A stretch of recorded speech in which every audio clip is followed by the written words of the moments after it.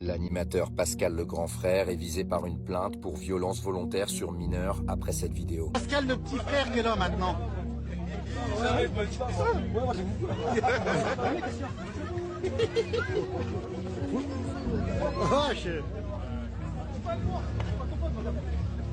y va. Allez, Pascal, ça va le faire.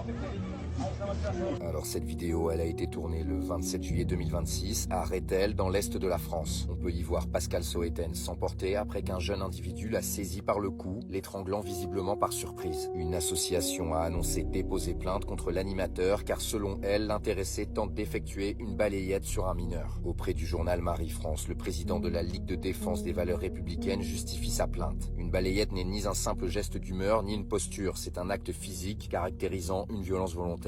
Pascal le grand frère s'est fait connaître du grand public pour des émissions où il recadrait des enfants à la demande de leurs parents. On précise que c'est la deuxième plainte en quelques semaines de la Ligue de défense des valeurs républicaines contre Pascal Soetens. La première concernait une potentielle incitation à la violence envers un mineur après des déclarations à l'encontre d'un adolescent surnommé Hamza Ladouane. Pascal le grand frère évoquait notamment une claque pédagogique contre ce garçon de 14 ans. Comment alors on lutte contre tous ces jeunes? La discussion ne sert plus à rien. Moi j'ai une solution. Je t'explique. C'est quoi votre solution? La claque pédagogique, tu connais? Et encore, j'étais sympa. Mais tu mets une vraie gifle. Je sais qu'on va me dire tous les détracteurs, oui, on n'a pas le droit de frapper. Si, à un moment donné, les paroles ne suffisent plus, il faut l'action. Avec l'action, tac, la petite claque qui va bien, voilà. Il avait alors réagi à cette première plainte. Parlons de la claque éducative. Alors bien sûr, je ne prône aucune violence à personne.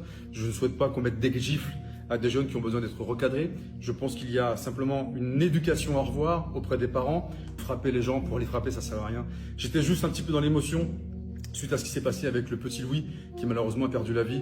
Voilà, ces 5 jeunes qui l'ont lynché, qui ont filmé, qui sont revenus sur lui. Voilà, j'étais dans l'émotion et j'ai pas su me contrôler. Donc oui, on doit apprendre à se contrôler, je vous l'accorde. Donc encore une fois, désolé si j'ai pu heurter certaines personnes parmi vous. Je m'en excuse et j'espère que vous ne m'en voudrez pas. En tout cas, ce que je souhaite, c'est que tout s'apaise et que tout revienne dans le calme. Non mais c'est une dinguerie. C'est-à-dire que vous avez un ado, il se pointe derrière lui, il lui fait une tentative d'étranglement. Bon, bien sûr, c'était un jeu. Et en fait, il devrait se laisser faire et rien dire en fait. Donc c'est normal qu'il y ait un ado qui se pointe comme ça et puis qu'il fasse une tentative d'étranglement comme ça juste parce qu'il y a une caméra et que ça le fait marrer. Non mais arrive un moment les gars, faut arrêter, c'est quoi ce pays de Golemont là? Il a eu complètement raison et puis l'autre une tentative de balayette, il aurait pris une gifle, mais vraiment à un moment donné faut arrêter quoi. Mais on est dans quel pays là? Non mais si vous voulez, laissez-les faire ce qu'ils veulent, hein.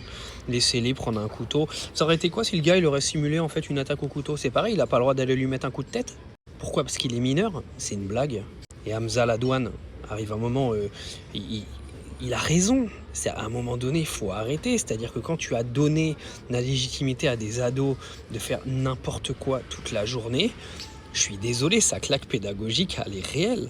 Moi, tu sais, ce qui me fait le plus de peine, c'est qu'il a été obligé de faire une vidéo pour se justifier et dire « ouais, je regrette ». Alors qu'au fond, je sais très bien que c'est pas vrai. Bah Pascal, s'il te plaît, tu me la fais pas à moi. Moi, j'aurais peut-être eu la même réaction que toi, parce que médiatiquement, tu es en train de prendre une sauce, et peut-être que tu es obligé de faire ça, et j'aurais été obligé de le faire aussi. Mais il faut arrêter, on le pense tous. Et là, tous ceux qui regardent la vidéo, vous le pensez tous. Une bonne gifle, à un moment donné, pour remettre les gens qui font n'importe quoi dans ce pays en place, ça fait de mal à personne, tu vois. Mais c'est là qu'on voit qu'il n'y a plus rien qui va, parce que une demi-violence sur un mineur, vous avez des associations qui arrivent derrière, c'est une boucherie. Vous imaginez? C'est-à-dire qu'en fait, tu ne peux plus faire aucune autorité. Un parent ne peut même plus toucher son enfant. C'est fou, quoi. C'est fou. Je ne sais pas comment on a fait pour en arriver là. Le problème, c'est qu'on est un pays où il y a des associations de tout et n'importe quoi. C'est aberrant. Donc moi, tout mon soutien à Pascal, parce qu'honnêtement, en plus, je sais qu'il me suit sur Instagram, mais tout mon soutien parce que honnêtement, je trouve qu'il a même été très gentil, tu vois.